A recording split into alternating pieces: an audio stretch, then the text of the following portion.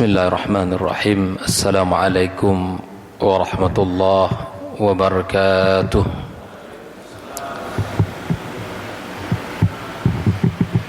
Innal hamdalillah nahmaduhu wa nasta'inuhu wa nastaghfiruhu wa nastahdihi wa na'udzu billahi min shururi anfusina wa sayyiati a'malina. من يهد الله فلا مضل له ومن يضلله فلا هادي له أشهد أن لا إله إلا الله وحده لا شريك له وأشهد أن محمدا عبده ورسوله الذي لا نبي بعده يا أيها الذين آمنوا اتقوا الله حق تقاته ولا تموتن إلا وأنتم مسلمون وقال تعالى يا أيها الذين آمنوا اتقوا الله وقولوا قولا سديدا يصلح لكم أعمالكم ويغفر لكم ذنوبكم ومن يطع الله ورسوله فقد فاز فوزا عظيما أما بعد إخواني وأخواتي في الدين معاشر الحاضرين والحاضرات المستمعين والمستمعات رحمكم الله. الحمد لله, bersyukur kita kepada Allah Tabaraka wa Ta'ala, malam ini kembali kita dipertemukan di majelis kita, majelis ilmu, mempelajari sesuatu yang penting dalam kehidupan kita yang berkaitan dengan kehidupan kita sehari-hari, hubungan kita dengan pasangan kita, hubungan kita dengan anak dan keturunan kita, sehingga hubungan itu akan menentukan kualitas dari rumah tangga itu sendiri dan akan menentukan pula kualitas dari anak dan generasi kita nantinya. Mudah-mudahan pertemuan ini menjadi pertemuan yang diberkahi Allah Subhanahu wa Ta'ala, mengalir kebaikan dan keberkahan pada diri kita dan keluarga kita, dan menjadi amal baik di sisi Allah Subhanahu wa Ta'ala. Salat dan salam tak lupa dan tak bosan kita sampaikan untuk junjungan alam Nabi besar Muhammad alaihi salatu wassalam. Semoga kita bisa mendapatkan nanti syafaatnya, dan semoga kita pula mendapatkan izin untuk meminum air di telaganya. Ma'asyal hadirin wal hadirat rahimakumullah, malam ini kita masih melanjutkan pembahasan ayat yang masih tersisa, surat An-Nisa, ayat yang ke-34. Pada pertemuan bulan yang lalu kita sudah sebutkan pendapat-pendapat ahli tafsir yang terangkum pada makna qawwam. Allah Ta'ala berfirman, ar-rijalu qawwamuna 'alan nisa. Masih ingat enggak apa karakter ar-rijal yang Allah sebutkan pada kalimat atau kata qawwam itu? Masih ingat? Kalau yang lupa kita ingatkan kembali, atau yang belum tahu mari kita belajar bersama bahwa rijal di sini adalah dimaknai laki-laki. Maka apa yang diinginkan pada rijal ini? Mereka ini kata Allah qawwamun.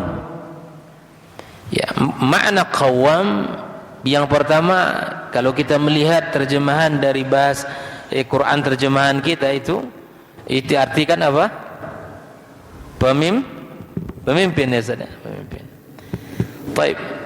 Seperti Ibnu Abbas katakan bahwa ketika kita menafsirkan Al-Quran itu tidak bisa atau tidak cukup hanya pada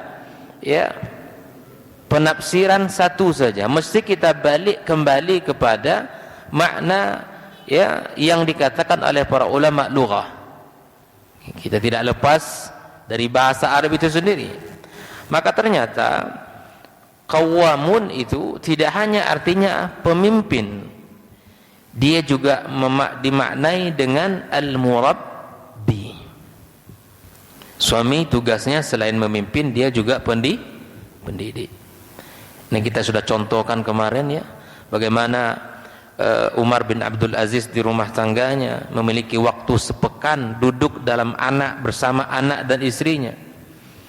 Ya, bagaimana pula sahabat-sahabat Nabi atau para tabi'in di dalam bahkan mungkin para ulama setelah tabi'in dan setelah mereka, bahkan mereka menulis buku untuk anak-anak mereka.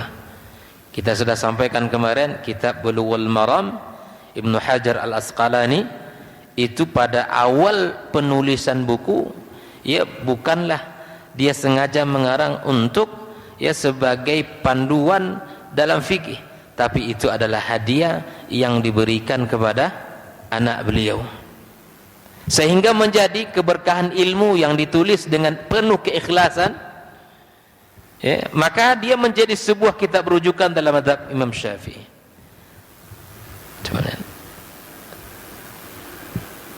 Kitab Tuhfatul Maudud fi Ahkamil Maulud itu ditulis ketika anaknya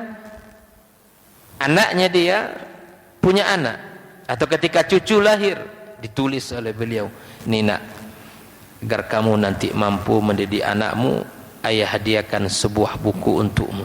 Begitu dulu para ulama. Al-Murabbi. Yang ketiga apa kemarin?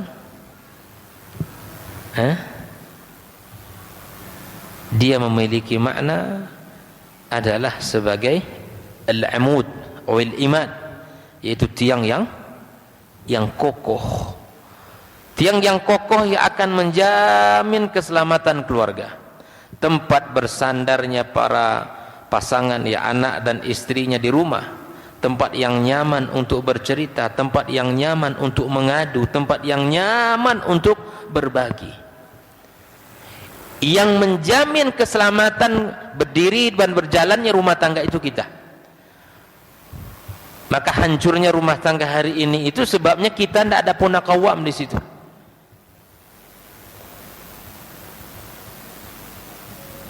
Rumah tangga hari ini retak banyak masalah, karena memang masalahnya ada di kaum laki-laki. Kawam tidak muncul. Yang ke berapa lagi? Keempat ya? Apa kemarin? Dia sebagai sumber rezeki ya, bahwa laki-laki itu terkandung makna qawwam di situ adalah di mana tugas utama laki-laki itu mencari nafkah, bukan istri. Tugas utama kita mencari nafkah. Dia yang bertanggung jawab untuk menafkahi. Makanya khitab nafkah, khitab perintah untuk mencari rezeki itu semuanya kaum laki-laki.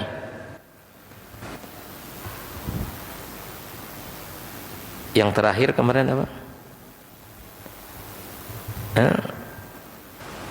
Yang bisa berlaku adil. Baik, kaum muslimin rahimakumullah. Kita lanjutkan ayatnya. Itu 5 makna secara singkat sudah kita bahas ya. Ar-rijalu qawwamuna 'alan nisa ya. Ala harful isti'la yang menunjukkan memang Allah yang menunjuk kita kaum laki-laki ini berada di atas kaum wanita. Kita ini pemimpinnya. Bima faddalallahu ba'dahum 'ala ba'din. Nah, kenapa kaum laki-laki ini disebut dengan qawwam? Allah lebihkan atas mereka. Allah lebihkan ya. Allah berikan kelebihan ba'dahum 'ala ba'd. Dalam kitab Nazmud Durar disebutkan kelebihan laki-laki itu di atas wanita ada 3. Pertama adalah fisik. Kaum laki-laki itu memang lebih kuat fisiknya dari kaum wanita. Yang kedua adalah keberanian. Dalam kitab Nazmud Durar disebutkan kaum laki-laki lebih berani, sifatnya itu, karakternya itu daripada kaum wanita.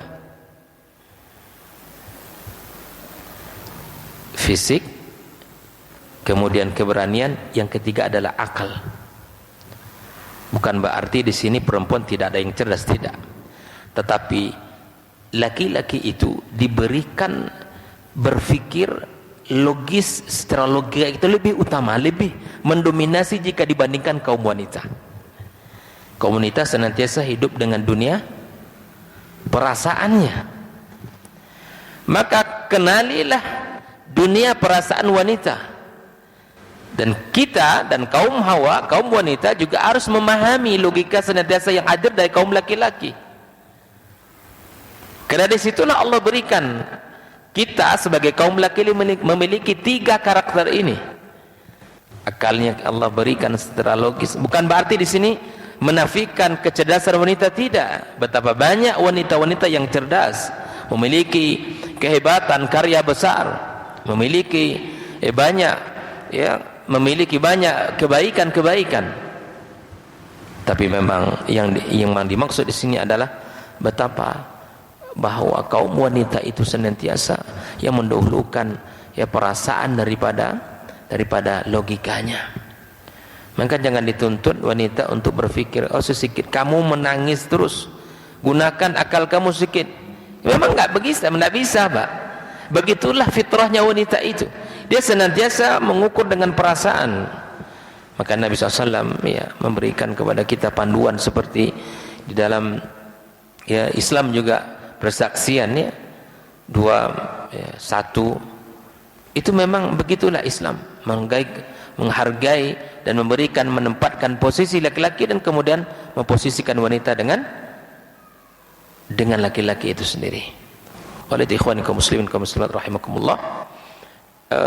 Kemudian berikutnya, ayat yang berikutnya yang menjadi penguat di mana kaum laki-laki ini dilebihkan oleh Allah, diberikan qawwam wa bima anfaqu min amwalihim, dikarenakan kita yang menjadi tanggung jawab nafkah. Jadi qawwam yang melekat pada diri kita ini karena bima faddalallah, Allah berikan tabdil dengan 3 hal tadi, kemudian ditambah oleh Allah wa bima anfaqu min amwalihim, karena Allah berikan tanggung jawab nafkah. Kalau kita buka buku ahkam Al-Quran, kemudian kita buka buku-buku fikih, ayat ini memang bicara tentang nafkah, dan itu dibebankan kepada siapa? Kaum laki-laki. Kemudian disinilah letaknya bahwa keuangan rumah tangga itu dipegang oleh laki-laki. Keuangan rumah tangga itu dipegang oleh laki-laki. Betapa hari ini sebagian kaum muslimin kita lihat hilangnya qawwam seiring dengan hilangnya peran dia di rumah. Maka bagaimana kita membagi ini? Kita yang memposisikan diri sebagai qawwam, kita yang punya mesin atau kita yang punya sumbernya, yang pegang ekonomi keluarga itu kita, yang membagi uang itu kita. Jangan kita minta uang. Makanya disinilah bahwa ketika salah seorang sahabat bertanya kepada Rasul, ini manajemen keuangan Nabi mengajarkan, ya Rasulullah, indi dinar, saya punya 1 dinar ini, apa yang saya lakukan? Apa kata Nabi? Anfik ala nafsik, kamu pakai itu uang, kamu yang punya gaji, kamu yang pertama menikmati gaji itu. Wa indi dinar akhar, saya punya dinar yang kedua wahai Rasul. Maka Nabi mengatakan anfik ala ahlik, nafkahi keluargamu itu. Ini anak tangga kedua.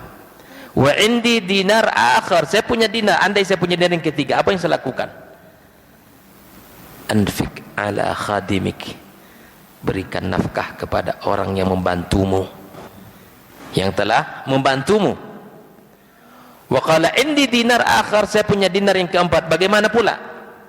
Kata Nabi SAW, engkau yang lebih faham untuk digunakan yang keempat itu.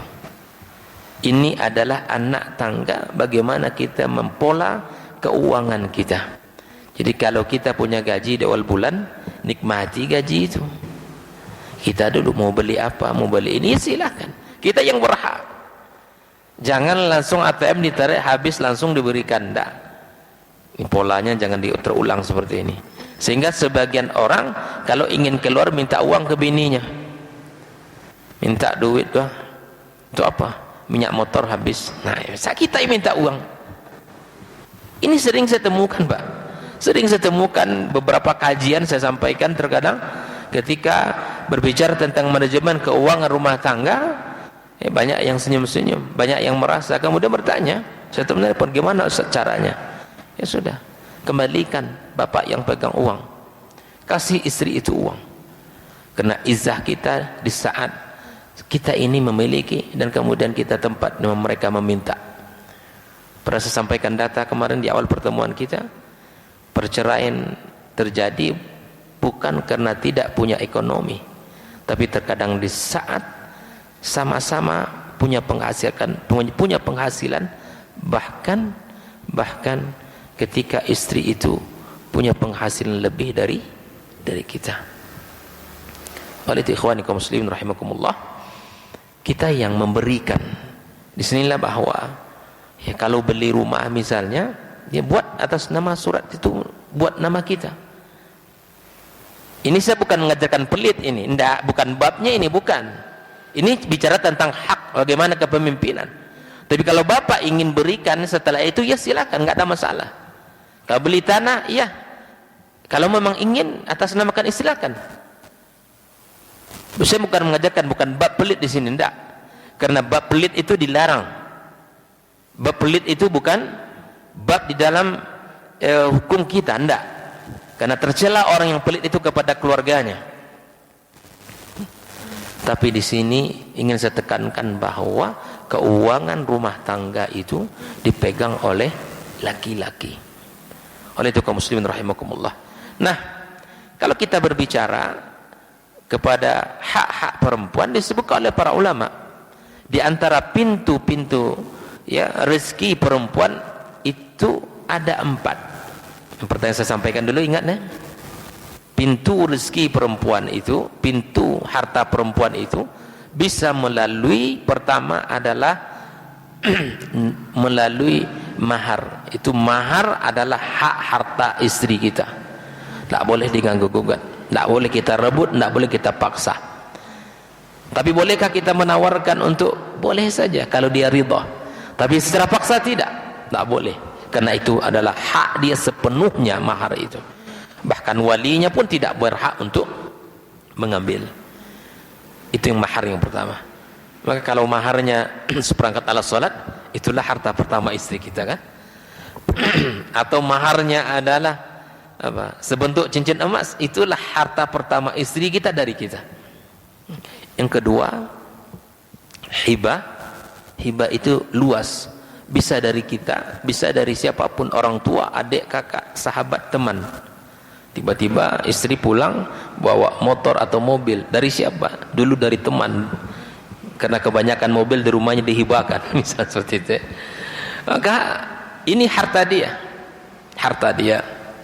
Kemudian yang ketiga adalah kaum muslimin, kaum muslimat adalah, selain itu adalah ya adalah hasil atau warisan yang diwariskan dari orang tua ya. Ini yang ketiga. Yang keempat adalah hasil usaha yang kita berikan kepadanya modal dan kemudian dijalankan olehnya, dan itu bisa secara akad kita peruntukkan untuk dia secara keuntungan, maka itu adalah hak dia. Makanya memang kalau kita kaji kompilasi hukum Islam, di sini ada Pak Dekan kita ya, itu memang ada harta gono gini ya di dalam kompilasi hukum Islam. Tapi di dalam Islam sendiri itu memang tidak ada yang namanya harta gono gini. Di dalam kompilasi itu memang ada bagian itu. Makanya ketika kita menikah di awal, tentukan hak istri kita. Bertanyalah kamu ada enggak harta kamu yang kamu bawa ketika menikah dengan saya, gitu kan? Mana tahu dihibahkan oleh bapaknya kebun sawit 10 hektar ya, mana tahu kita. Mana tahu dia punya tanah, dia banyak sekali dihibahkan dari orang tuanya, kita tidak tahu. Maka perlu ditanya, kamu punya harta tidak? Ya. Kalau tidak, ya berarti sama-sama kita berjuang dan akan dibagi oleh suami. Oleh ikhwani, perlu memang dikaji tentang harta hak gono gini. Ya, ini menurut kompilasi hukum Islam, Bu ya. Tetapi menurut Islam itu memang dijelaskan sejak awal, kalau hak istri punya istri, atau punya kita, hak kita adalah tanah kita atau harta kita punya kita. Baik, ikhwani kaum muslimin rahimakumullah. Ini pembahasan selesai untuk kaum laki-laki ya. Nah, ayat setelah itu Allah sandingkan pula. Kalau tadi berbicara tentang 5 karakter ar-rijal yang harus ada pada setiap suami, Allah Maha Adil menyebutkan pula setelahnya karakter-karakter wanita yang salihah. Allah katakan fas-salihat ya. Di sini Allah katakan dalam ayat ini ya, fas-salihat.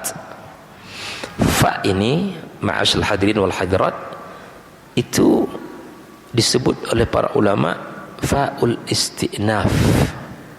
Fa di sini fa'ul istinaf artinya bahwa kalimat sebelum fa itu sempurna.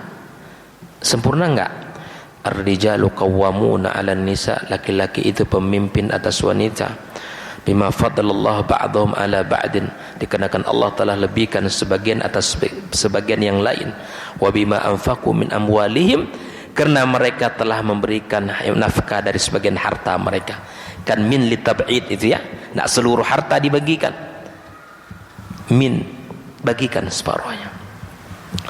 Selesai di situ Allah mengatakan fas-salihat. Kalimat sebelum fa itu sempurna, namun ma ba'dal fa itu ada kaitan dengan kalimat sebelum. Itu indahnya bahasa Arab itu. Bahasa Al-Qur'an itu begitu. Apa maknanya? Dijelaskan para ulama tafsir bahwa kesolehan wanita itu memang tugasnya. Untuk menjadi wanita yang baik itu betul, itu adalah tugasnya yang harus dilakukan, yang harus dimaksimalkan. Tapi ternyata kaum muslimin bahwa kesolehan wanita itu bergantung kepada bagaimana kondisi suami. Tidak berlepas dia, Pak. Makanya disinilah huruf saja mengatur kehidupan kita. Huruf fa saja memberikan ikatan yang sangat kuat dalam kehidupan kita.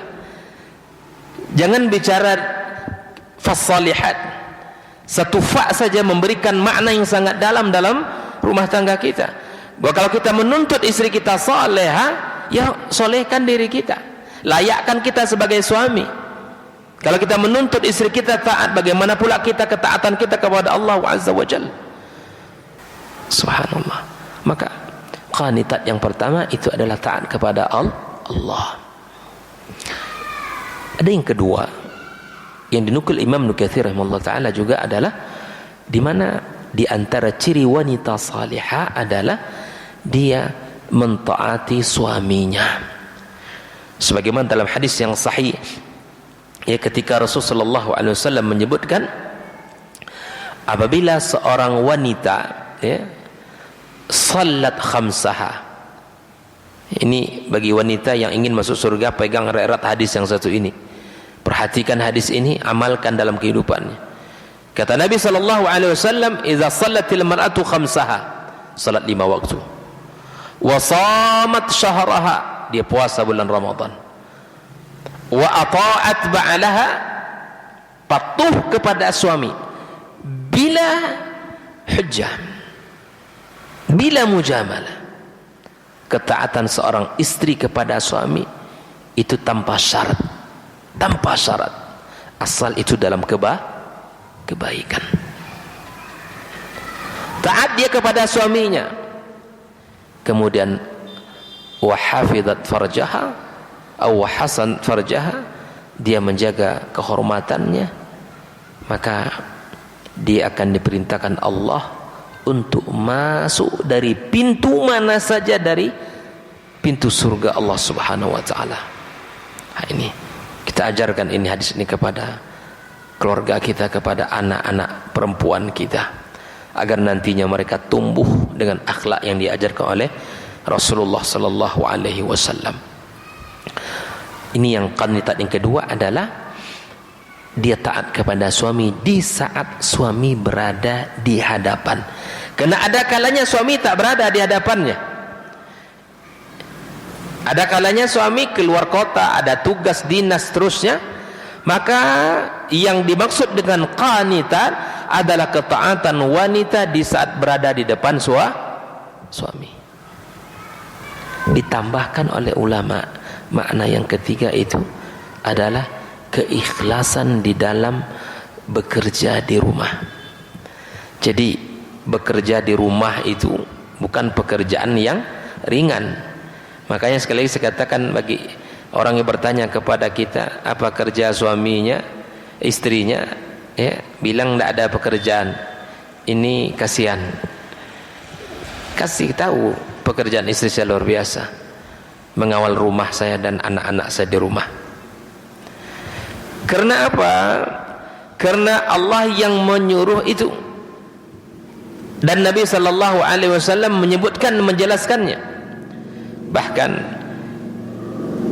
ketika Umar ibn al-Khattab didatangi oleh salah seorang sahabat lain yang mengadu tentang kondisi dan keadaan dia di rumah tangganya, maka Nabi sallallahu alaihi wasallam mengatakan, la yafurku mu'minun mu'minatan in kariha minha syai'an radiya minha akhar.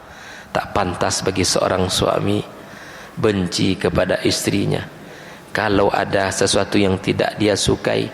Tengok yang dia sukai, yang ada padanya, fokus kepada kebaikan. Tapi ada yang menimpali, hari ini makanlah boli semua Ustaz. Iya nah, makan dah dibeli, tinggal dipesan saja. Kalau dulu kan ibu-ibu jam 4 itu sudah megang sendok, pegang kuali, pegang periuk kan, sarapan pagi dah masak.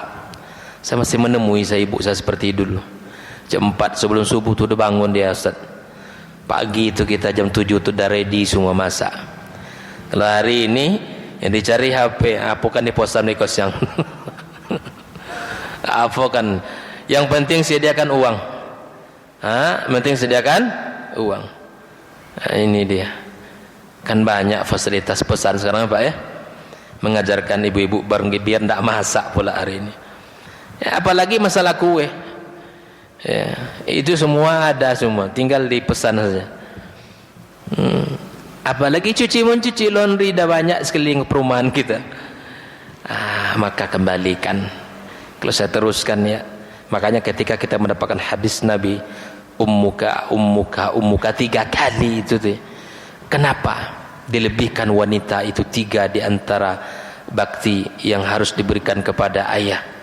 Karena memang kata para ulama, didalami oleh para ulama, karena ada 3 perbuatan, 3 amal yang Allah berikan dalam Al-Quran, dan itu pekerjaan mulia yang tidak bisa dikerjakan oleh laki-laki, yang menjadikan 3 pekerjaan berat ini menjadikan 3 mulia yang Allah berikan kepada, 3 kemuliaan yang Allah berikan kepadanya. Adalah yang pertama hamil, yang kedua melahirkan, yang ketiga adalah menyusui. Ini pekerjaan nih Pak, berat, tak bisa diwakilkan ke laki-laki. Maka itu ikhwan kaum muslimin rahimakumullah, masih qanitat ya. Fassalihatu qanitat. Ada 3 makna yang terkandung ya di sini, adalah ketaatan kepada Allah, ketaatan kepada suami, yang ketiga keikhlasan di dalam mengerjakan pekerjaan rumah. Nah, pekerjaan rumah itu tidak seperti di kampus ya Ustaz ya, ada SOP-nya kerja. Pak dekan ini kerjanya, wakil dekan ini kerjanya, boleh kadakan 1, 2, dan ini kerjanya, kajur sekejur, ada tugasnya semua. Tapi rumah tangga, ibu rumah tangga ada SOP-nya. Entah kamar tidur yang harus dirapikan, entah dapur yang harus didahulukan, ruang tamu yang harus banyak. Ndak ringan, Pak. Makanya dalam Islam ya, megang sapu tuh kaum laki-laki itu bukan aib. Betul, bukan aib. Makanya ketika sahabat bertanya kepada Aisyah, "Ya Aisyah, bagaimana Rasul itu di rumah?" Apa kata Aisyah?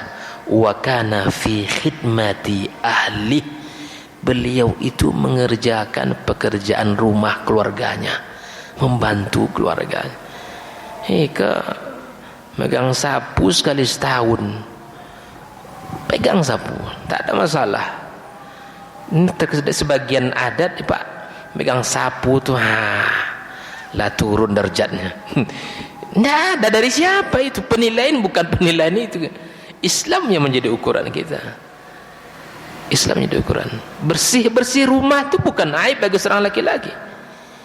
Ini saya bukan mengajarkan bahwa ini Ustaz nih pula mengajarkan awak pula ini. Kemarin udah mantap, kita tidak pakai pegang sapu lagi, sekarang nampak harus pegang sapu. Nah, artinya saya bicara bahwa dalam Islam boleh gitu. Nyuci piring boleh, pegang sapu boleh, karena Nabi mengatakan, Aisyah menceritakan perbuatan Nabi fi khidmati ahli. Tapi kalau azan sudah dikumandangkan, tak ada cerita. Pekerjaan rumah itu ditinggal Nabi, berangkat kemana? Ke masjid, karena sudah azan. Masih ada satu ayat sebetulnya, tapi hafizat, tanggunglah ya sedikit lagi. Hafizat itu secara singkat ada 2 maknanya.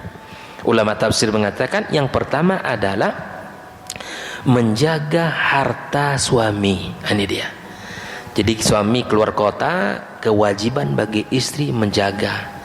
Suami pergi kantor, pulang sore, pulang-pulang kosong rumah. Mana sopa kita dari jual ini ndak amanah, ini ndak soleha, ini ndak boleh wanita itu menjual-jual tanpa izin suami.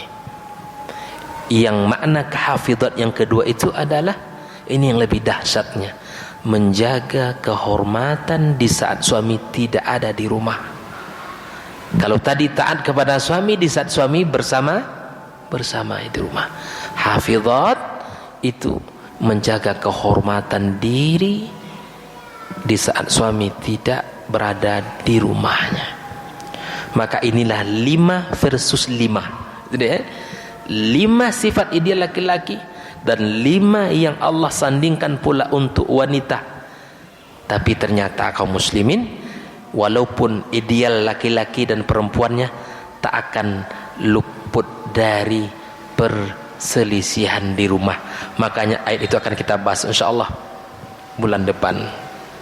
Wallati takhafuna nushuzahunna fa'idhuhunna wahjuruhunna fil madaji wadribuhunna. Elok suami, elok istri, ada jaminan tidak berkelahi, ada jaminan tidak bertengkar, tidak ada jaminan. Makanya Allah mengatakan ayat setelah itu kaum muslimin, itu adalah bahwa tidak ada jaminan sesoleh apapun dia, setinggi apapun levelnya, bahkan Nabi pun terjadi permasalahan di rumah tangganya. InsyaAllah saya sampaikan pertemuan bulan depan biidznillah. Barakallahu fikum. Subhanakallahumma bihamdik, asyhadu an la ilaha illa anta astaghfiruka wa atubu ilaik. Wassalamualaikum warahmatullahi wabarakatuh.